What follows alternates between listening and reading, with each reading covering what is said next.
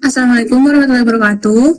Sebelumnya, kami dari kelompok 3 ingin mempresentasikan hasil kerja kami tentang inverse matrix.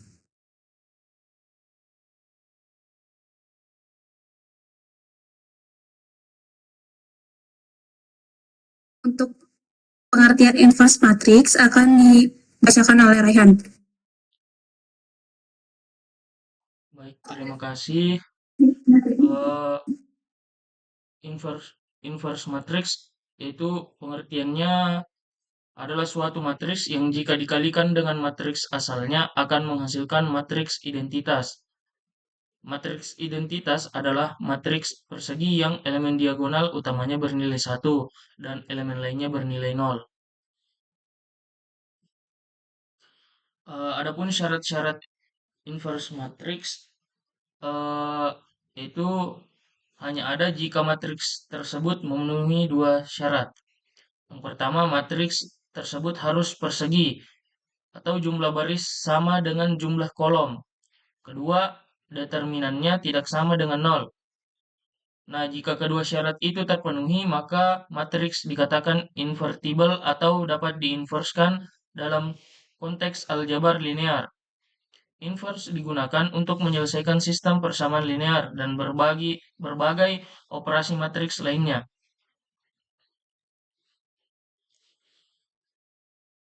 Next. Baik, selanjutnya akan dilanjutkan oleh Dika.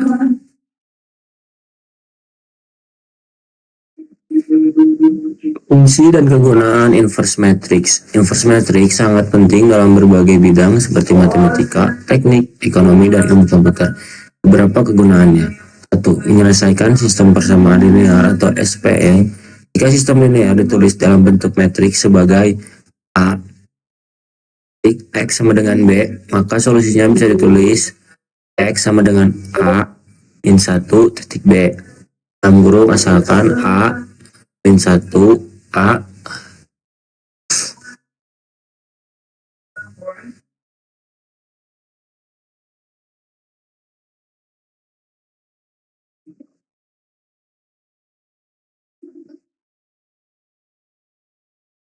ya itu lanjut.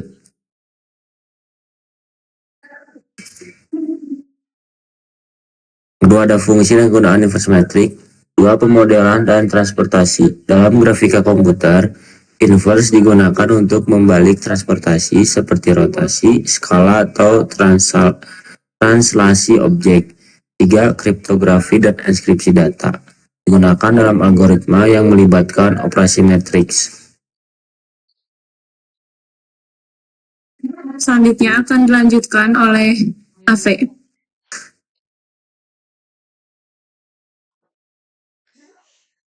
Baik, sekarang ada cara umum mencari inverse matrix. Tergantung ukuran matriks, cara yang digunakan berbeda-beda. Pertama, matriks 2x2. Nah, kemudian ada matriks 3x3 atau lebih besar. Ada metode adjoint dan determinian, menggunakan kofaktor dan transpose. Kemudian ada metode eliminasi Gauss-Jordan.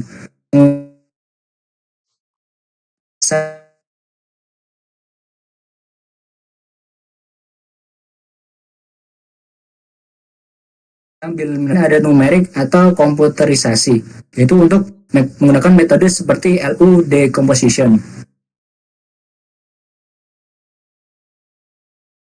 Kemudian ini ada perkalian matriks dengan konsep determinian dan inverse matrix.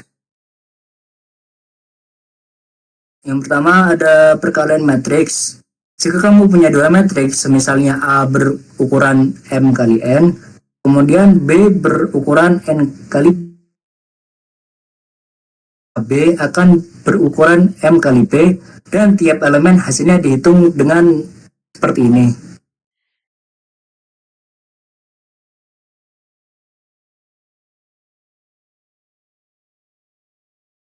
Kemudian ada determinan matriks. Determinan hanya bisa dihitung untuk matriks persegi N kali N. Notasi umumnya yaitu det O atau Contoh matriks 2x2 sebagai berikut. Dengan determinan yang digunakan untuk pertama menentukan apakah suatu matriks memiliki inverse. Kemudian menentukan luas atau volume dalam transformasi geometri. Baik, selanjutnya akan dilanjutkan oleh Haikal.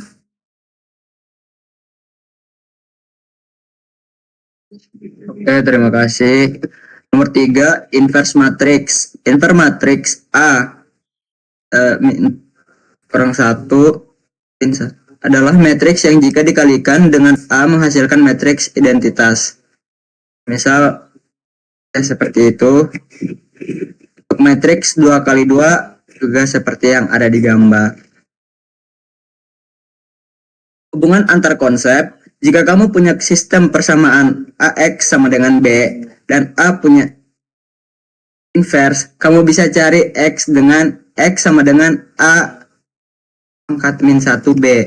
Jika determinan A sama dengan 0, maka A tidak punya inverse dan sistem persamaan mungkin tidak punya solusi unik.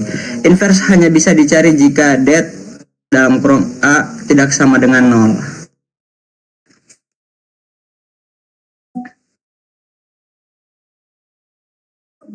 Baik, selanjutnya akan dilanjutkan oleh saya sendiri. Yang pertama ada contoh untuk ordo 2x2.